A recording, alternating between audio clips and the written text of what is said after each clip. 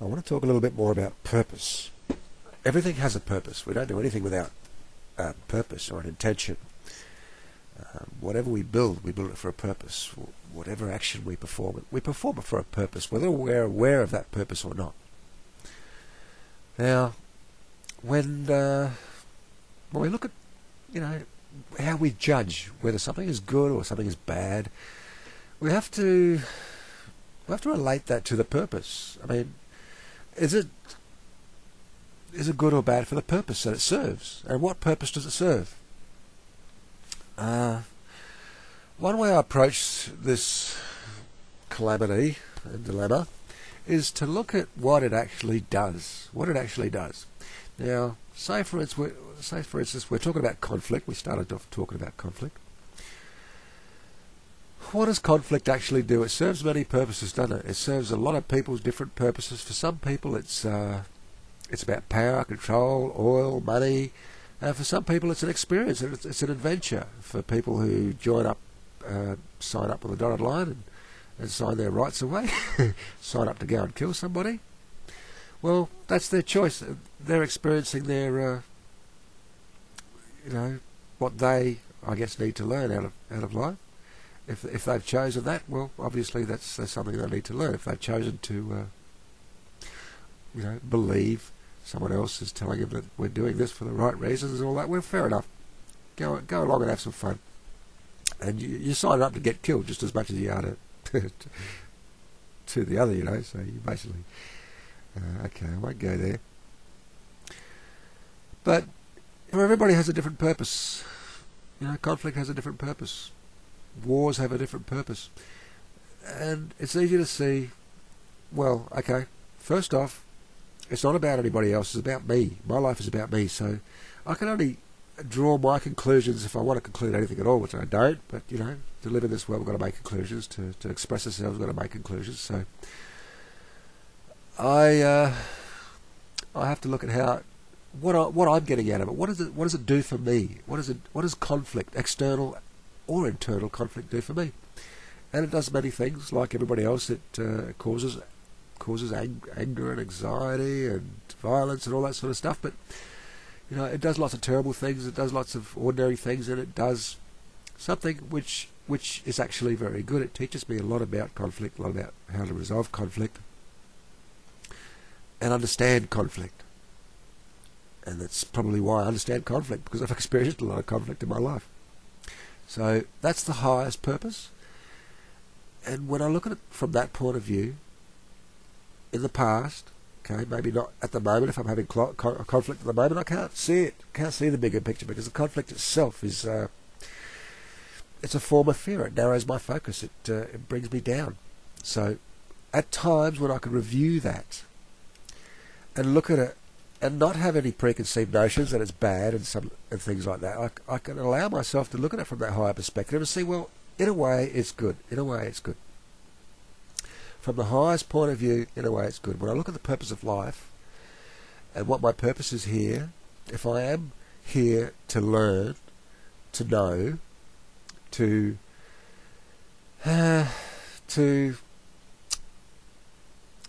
bring my higher self down into the lower consciousness densities, higher physical densities. So there's a distinction we've got to make there before we judge based on our programming.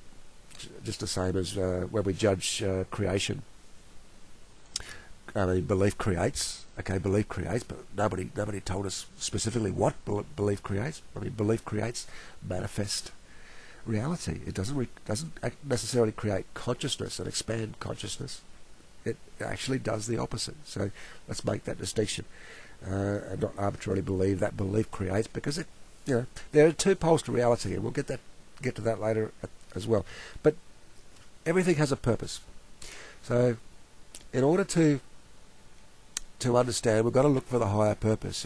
If we look to the lower purposes, we're going to get caught in fear. If we look to the higher purposes, we're going to see, we're going to broaden our horizons, broaden our perspectives. It's going to lift us up. It's going to bring us into a higher vibration, which is more aligned with the principles of love and allowance and all that.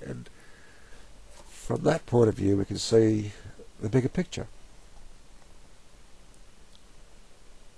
Because those are the attributes of yes and of love. Opening up, broadening your perspective, the higher vibrations, the higher consciousness, frequency, complexity, density is the way I term it. Frequency, complexity, density. The density of the complexity of the frequency, you know. But we'll just call it frequency. From that broader perspective, from the grander point of view, which we can see when we're not in fear, because fear by its nature narrows our energy and our attention. It focuses all down to dealing with an imminent threat, which is primal fear. Fear is very conditioned by its nature to disallow, to reject, to exclude. It imposes conditions where the principles of love, the yes, allowance, acceptance, does not impose conditions. So it's unconditional. So it's the logic. It's the yes logic that is unconditional. We call it love. We don't understand what it is, but fundamentally, it's the law, the logic. Yeah. And that's where looking for the highest purpose brought me to this understanding of the logic, this very simple binary logic that creates everything. It's just logic, and we are logic. We're essentially a machine. We have all these arguments, you know, man versus machine. The thinking mind, the logical mind, is is in the way of the spirit. Well, hang on. What's logical about a mind that's full of beliefs and things that it can't understand and it can't reconcile with its self-evidence? That's not very logical at all. So once you get rid of your beliefs, you can see the logic, because there's no obstruction, there's no resistance to looking at the negative and seeing the value in that, just as much value in that as there is in the positive, because there is, and it's required. We need to employ the negative to limit the infinite consciousness and create matter. Everything is conscious. And by limiting the consciousness, by making no choices to limit our awareness, we wouldn't create anything. We wouldn't create anything new. We wouldn't be able to create rocks and energies and all that sort of thing, bodies, these vehicles that we have. We need the negative principles to manifest our ideas. Yeah. But at the same time, we need to employ the positive principles to create new ideas, to take the experience from the manifestation and make new ideas, to create novelty, to create something new. And that's where we cycle. We say yes, we say no, we say yes, we say no, and we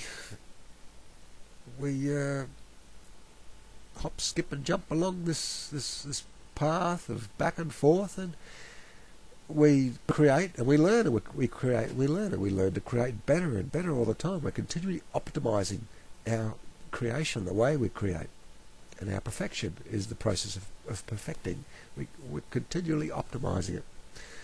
So that's why I see things will get better, because things have been pretty bad, even for me in the past, and sometimes I fail to see why, but then, the harder it gets, the further we jump, in a way. And look, I'm not making any excuses. It's bloody hard, and from what I see happening to other people, it's terrifying. It's terribly hard. And how I got to this state, I don't know. But it is what it is, and we've got to move on from here. And we can make things a lot better than we're doing right now, just by simply understanding the logic, and by being able to accept the negative, the no choices are just as valuable to us as the yes choices, because they're a point of relativity. That's this tree of choices that originated from source, let's say. If if we turn every one of those negatives to a positive, if we can accept that negative, if we can accept that point of relativity, then we can see straight through the source. There's nothing stopping us. It's a straight line because the yes choices all line up. It's the no choices that create the limitations, the blockages, that create relativity. So by being able to override the programming, the automatic resistance and rejection that's been programmed into our minds through repetition and all of that past, junk, which it is, but it's necessary for the purpose of figuring things out. The motivation, it's a motivational force. It's a push force rather than a pull force. And you need both of those as well. You've got one to speed things up, and you've got one to slow things down. And maybe things were getting too fast, and some people were getting left behind, and we needed to slow things down in a hurry, to hit the brakes, to hit the skids, to stop the expansion that was going too fast for some people who couldn't keep up. So we had to pull it up. We had to hit the brakes and employ the push force to go back into the manifesting. We won't get into that right now. That gets pretty complex as well.